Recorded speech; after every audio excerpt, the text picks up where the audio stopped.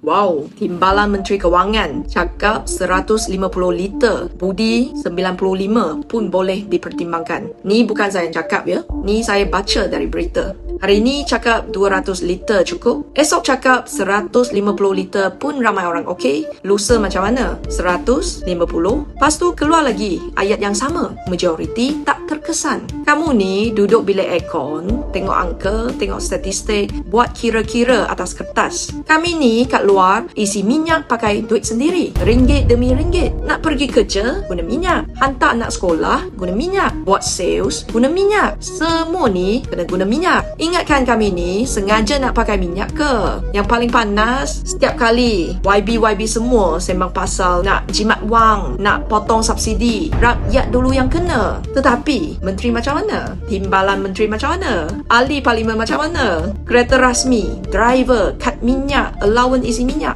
ada kena potong sekali tak? Kalau betul Timbalan Menteri Kewangan rasa rakyat masih boleh survive, subsidi masih boleh potong lagi, mudah je. Umumkan sekarang. Semua menteri, timbalan menteri, ahli parlimen, allowance minyak batal. Lepas ni, isi minyak bayar sendiri. Jangan terus pakai duit rakyat untuk full tank. Turun padang macam kami, beratur sendiri, isi sendiri, tengok meter jalan sendiri, kira sendiri ya, hujung bulan cukup ke tak cukup. Jangan hanya rakyat saja yang kena ikat perut dan kamu semua terus selesa. Rakyat bukan tak boleh berkorban demi negara, tetapi paling meluat bila rakyat saja yang kena korban. Kamu kat atas terus senang, hari-hari sembang kencang. Jangan terburu-buru untuk melabel saya tim rakyat.